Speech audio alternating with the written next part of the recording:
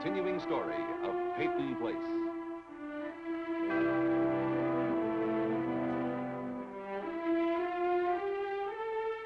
Starring Dorothy Malone as Constance Mackenzie, Ed Nelson as Michael Rossi, Mia Farrow as Allison Mackenzie, Ryan O'Neill as Rodney Harrington, Barbara Parkins as Betty Anderson, Tim O'Connor as Elliot Carson, Christopher Connolly as Norman Harrington.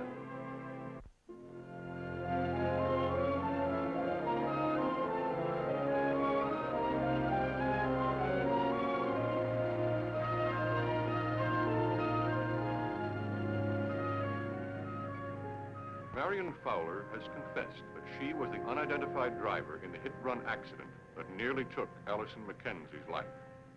Now it remains to be seen what the result of this confession will be on the career of her young husband, District Attorney John Fowler, and what bearing it will have on the murder case he is now trying. The People versus Rodney Harrington. What's the matter? Nothing. Have a cigarette? I just assumed you didn't.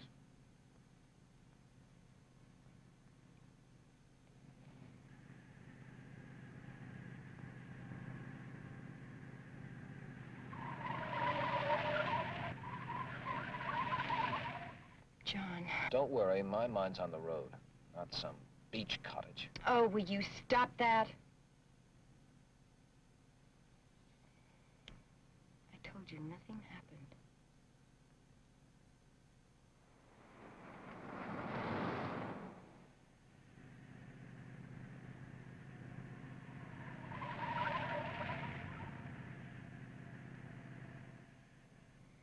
John, please slow down. You want to drive?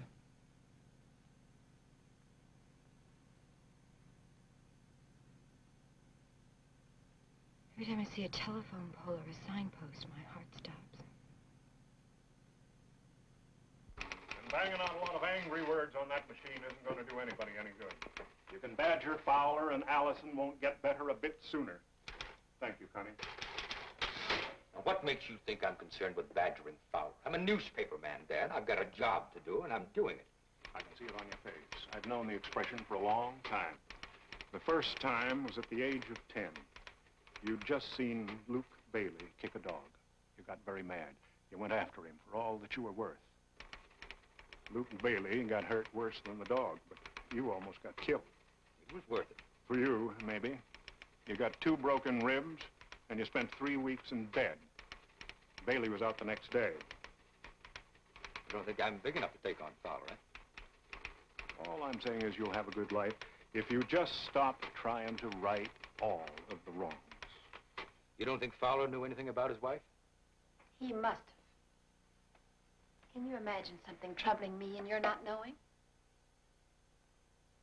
You two are a lot closer than most couples, perhaps because of all you went through before the wedding. There's some men and women who have lived together most of their lives and still are like strangers to each other. Besides, there are a lot of things to keep a man from putting 2 and 2 together. Like political ambition and what a black mark will do to it. I didn't say that, and I don't believe it. Even if it were true, what would it prove? Blind him to the public interest, and he's not fit to serve that public. And when you use the words public interest, I feel that you're promoting something that you're not very proud of. Elliot has a right to speak out, editorially. Even if it is his own daughter, I'd be disappointed if he didn't.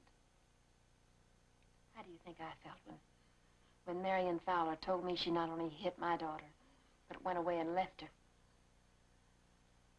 And I'm not sorry any more than Elliot was when he hit Luke, what's his name?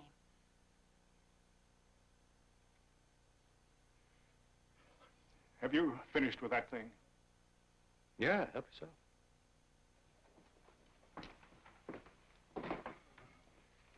A public statement made to police at Peyton County Courthouse today. Well. What is it? What did he write? He wrote the facts, pure and simple. No editorial comment? No editorial comment. What did you expect to find, anyway? A call for a lynch mob? Well, no, but... I'm sorry if I disappointed you. No, but I am surprised. I did expect some righteous indignation between the lines. Well, the lines of the Clarion are set a little bit too close together for that. So says the editor of the Clarion. But Allison's father is going to find out just exactly how much John Fowler knew.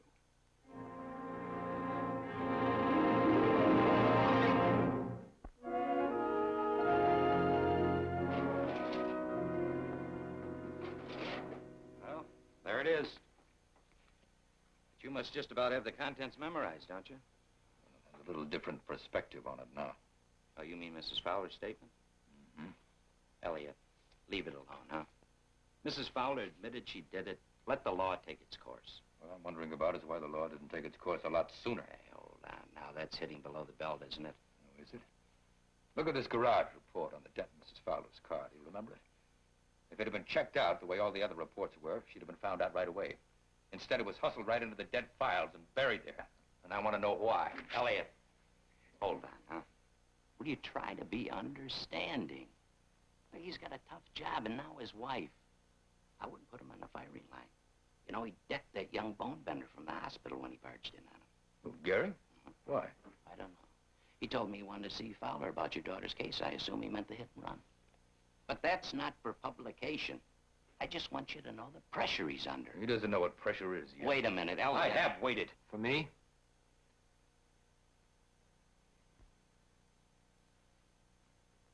I'm sorry, Elliot. I didn't know you were here. Come into my office. Sit down. No, thanks. Is that Allison's file? That's right. And you want to talk to me about the garage report on Marian's car? You're right again. Elliot, if your wife told you she dented her car in the garage, would you doubt her? That's not the point.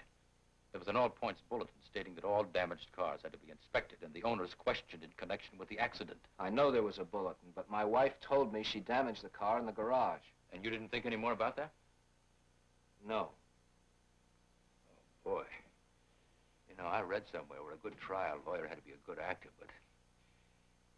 All right, you didn't question your wife's story when she first told you about it, but what about after she left town? Didn't it occur to you that she might be running away from something? Only from me. We'd been having problems. All right, what about this here, then? That's a record of a telephone call from an unidentified woman in San Francisco inquiring about Allison's condition. Didn't it occur to you that that might have been from your wife? The county police get dozens of anonymous phone calls every month. From San Francisco? And how can you dismiss it as anonymous when you knew your wife was there? I didn't know she was there. Oh, come on, Fowler. It's the truth. I told you we've been having problems.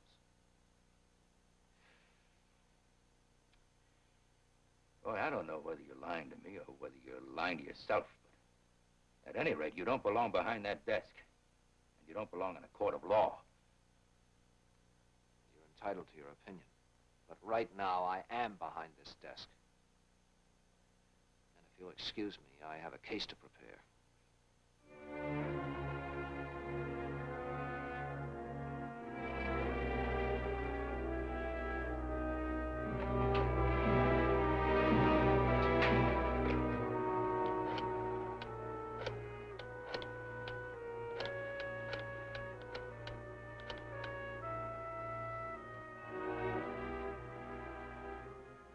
Marian? Yes. I'm flying upstate tonight. I'll be back in the morning. Well, I'm going to the Capitol, Marian. I don't have time to discuss it now.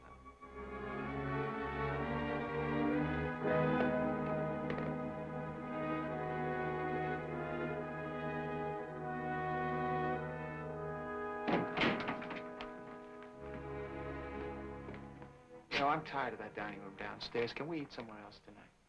Let's find someplace out of the country. I'll get it.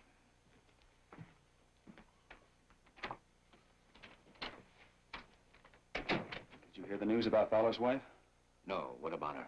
She was the one who hit Allison. She came back here to tell the police. Fowler's wife? That's right. How do you think this will affect the trial, Stephen? I'd like to think it would help us, but I'm not sure. You're not in Boston, Stephen. This is a small town. By tomorrow morning, everybody in that courtroom will know that Fowler's wife was the hit-run driver who put Allison in the hospital. Everyone knows how close Rod and Allison have been. also know that before this unfortunate accident of hers, Mrs. Fowler was on the board of every charity in the county, did volunteer work at the hospital 4 times a week, was kind to stray dogs, etc., etc.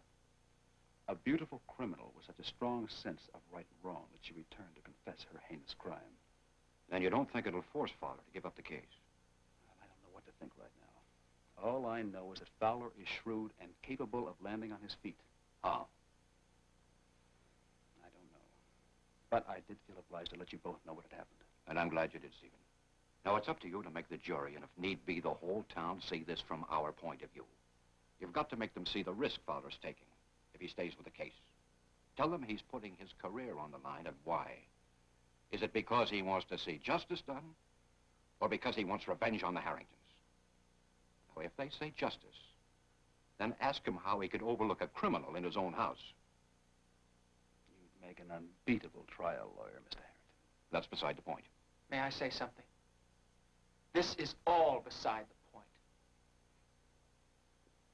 Now you and Fowler can play games with the jury about Rita's past and Gus Chernock's death and Fowler's wife for years and years. You can send that private detective of yours all around California trying to dig up something on Stella Charnock from now till doomsday. But I'm tired of being on trial for murder, and that's what this is all about. Please, can't we just put these other things aside for the time being and get back to the essentials? And in case it slipped your mind, it's Joe Chernock's death. Question, who knows what happened? Answer, I do. Well, question, why the devil don't you put me on the stand and let me get this thing over with? I'll give you the answer, Rod. Those things, those non-essentials you talk about, those are the things that go into making up a murder trial. Now, the more of them you have in your favor, the more chance you have of an acquittal. You need those games, those non-essentials, because you are vulnerable. Good night, Mr. Harrington.